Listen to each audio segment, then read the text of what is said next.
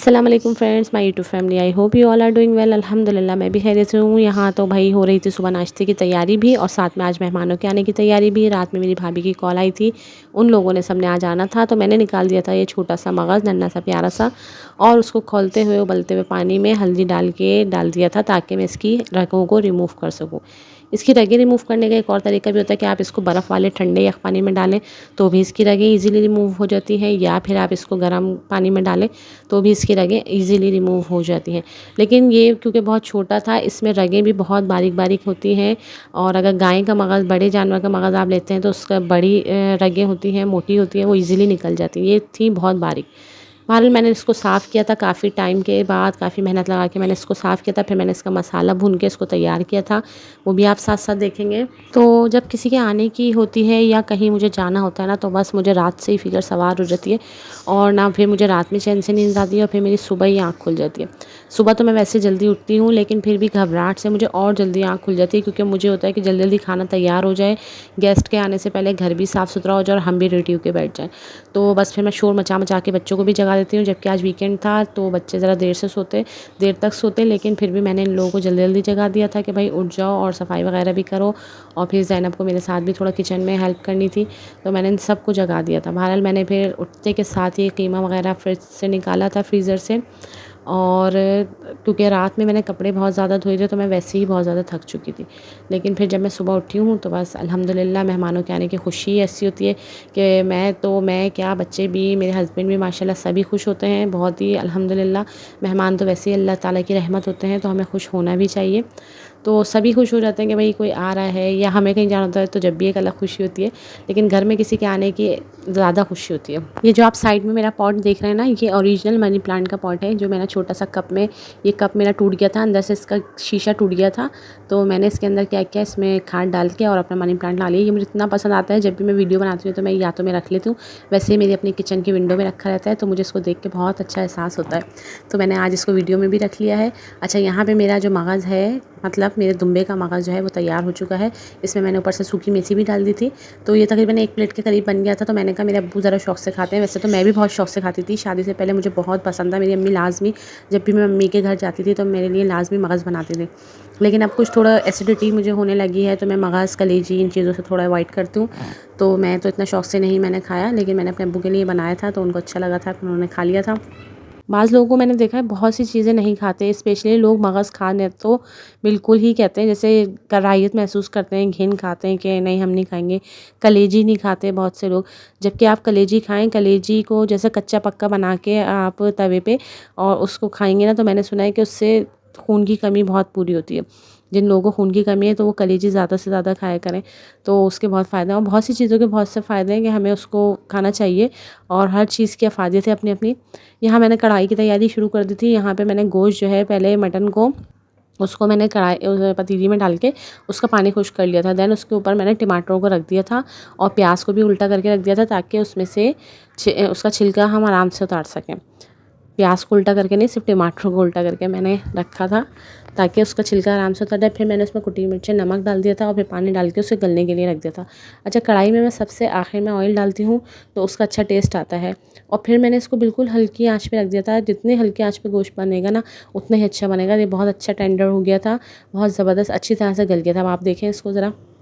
Kitchen में काम करते हुए ना, सिर्फ हम लेडीज़ को सिर्फ किचन के काम नहीं होते, हमें घर के पूरे कामों पे नज़र रखनी होती है। स्पेशली जब कोई आ रहा होता है तो हमें घर की साफ़ सफाई पे, फिर बच्चों का नहलाना धुलाना, बच्चों के कपड़े चेंज करना, फिर इस चीज़ का ख्याल रखना कि बच्चों को बिल्कुल एंड टाइम पे रेडी करें, क्योंकि फिर बच्चे मेरे तो पहले से ही कपड़े ख़राब कर लेते हैं।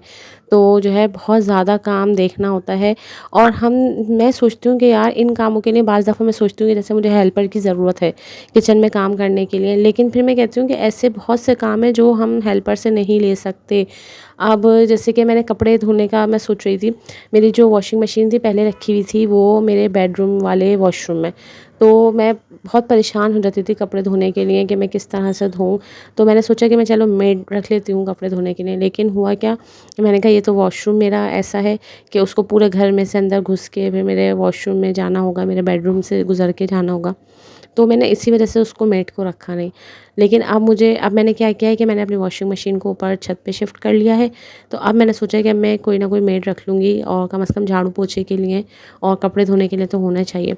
और कुकिंग का ये है कि कुकिंग हम लोग अच्छा नहीं रहता है किसी और से करवाना, ना घर वालों को बाज़ दफ़ा पसंद भी नहीं आती। तो अपने हाथ से बनाएँ, अपने हाथ का खिलाएँ बच्चों को, तो वो ज़्यादा अच्छा रहता है। तो यहाँ पे मैं बना रही थी चपली कबाब की भी तैयारी कर रही थी, साथ में मेरी कढ़ाई जो है तकरीबन तैयार ही हो चुकी थी। बस गोश्त गल जाना था, तो फिर मैंने उसके अंदर जो भुना कुटा ज़ीरा मैंने रखा था उसको मैंने ऊपर से डाल दिया था। और साथ में यहाँ पे मैंने मैंगो डिलाइट बनाया था, लेकिन वो ऐसा हुआ था कि बहुत ही बस बन गई थी वो रेसिपी, बहुत उसमें मेरा काम ख़राब हुआ था। किचन का सारा काम निपटाने के बाद मैं मैंगो को ना वॉश करने के बाद इसको मैं कमरे में ले गई थी। मैंने सोचा वहाँ बैठ के आराम से एसी में बैठ जाऊँगी और इसको साफ़ कर लूँगी, मैंगो को पील कर लूँगी और कटिंग कर लूँगी। लेकिन जैसे ही अंदर लेके गई तो ज़हरा अली ने तो मुझे काम ही नहीं करना दिया, मुझे वापस किचन में आना पड़ा। अब किचन में आने के बाद मैंने क्या किया कि मुझे मैंगो को ग्राइंड करना था। अब पता नहीं किस वक्त में मैंने उसको उसके जो मेरा जग था ना, ब्लेंडर का जो जग था उसके नीचे की रबड़, जब मैं वॉश करती हूँ ना तो रबड़ मैं निकाल के रख देती हूँ। अब मुझे याद ही नहीं रहा कि उसके नीचे की रबड़ मुझे दोबारा से लगानी थी। जब मैंने ग्राइंड करना शुरू किया तो उसके नीचे से सारा मेरा मैंगो शेक कहेंगे या मैंगो प्यूरी ना, वो सारी निकल गई थी और पूरे मेरे किचन पूरा मेरा ख़राब हो गया था। फिर मैंने सोचा कि चलें इसको मैं बीटर से बीट कर लेती हूँ, तो बीटर की छींटें इतनी उड़ी कि मेरा किचन पूरा गंदा हो गया। जबकि मैं इतना खुश थी कि मैंने सारा काम बहुत स्मूथली, आसानी से, बहुत आराम से कर लिया था। लेकिन जब मैंगो डिलाइट बनाने लगी तो पता नहीं क्या हुआ, नज़र लग गई, मेरी ही नज़र लग गई शायद, और सारा काम मेरा इतना ख़राब हो गया था। और फिर ये डिश कोई अच्छी भी नहीं बनी थी कोई ख़ास, क्योंकि मैंने इसमें ना कैंडी बिस्किट डाल दिए थे। कैंडी बिस्किट नहीं इसमें मुझे डालने चाहिए थे, मुझे सिर्फ मैरी बिस्किट के साथ ही इसको बनाना चाहिए था, तो ज़्यादा शायद अच्छा बनता ये। अच्छा, जब मैं चपली कबाब का कीमा मैंने निकाला था ना तो बहुत मोटा कीमा था, मतलब मोटा से मुराद वो सब जब बाज़ार से बन के आया था उसके बाद मैंने उसको दोबारा से कीमे को और पीसा नहीं था चॉपर में डाल के। तो फिर मैं यही सोच रही थी कि पता नहीं सही बनेंगे या नहीं, लेकिन मैंने उसमें डाला खाने का सोडा। आपने भी देखा होगा जब मैं मसाला लगा रही थी तो कीमे में, चपली कबाब के कीमे में मैंने खाने का सोडा भी डाला था, जिसकी वजह से वो बहुत अच्छी तरह गल गए थे। और फिर लगाने के बाद तकरीबन मैंने 3-4 घंटे के लिए तमाम मसाले को रख दिया था, तो बहुत अच्छे गले थे। और फिर साथ में मैंने इसमें डाला था कॉर्नफ्लावर, मकई का आटा यानी कि, तो वो उसकी वजह से बिल्कुल टूटे नहीं थे कबाब, जिस तरह बाज़ारों के होते हैं तैयार हुए हुए, बिल्कुल वैसे ही कबाब तैयार हुए थे ये।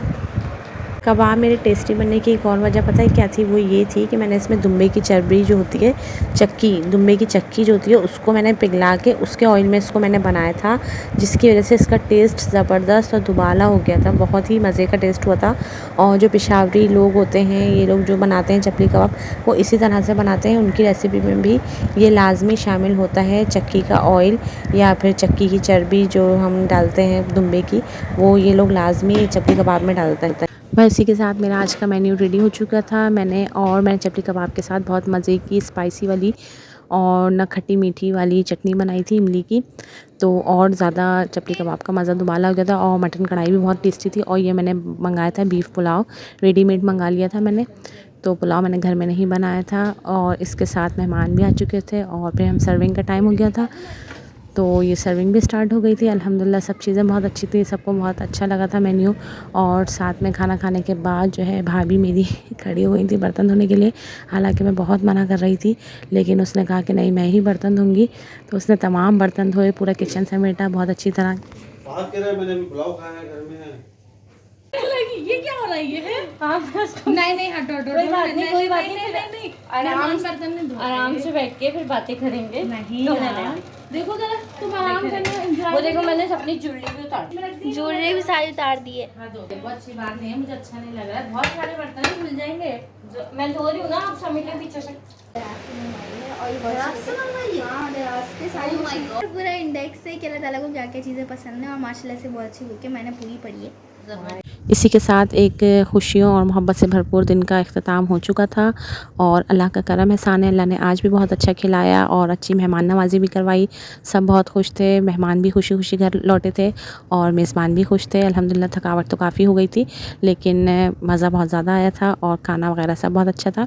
इसी के साथ वीडियो का एंड करते हैं। उम्मीद है कि आपको पसंद आई होगी। अगर पसंद आई है तो प्लीज़ लाइक ज़रूर कीजिएगा और मेरे चैनल को सब्सक्राइब भी लाजमी कीजिएगा। अल्लाह हाफ़िज़।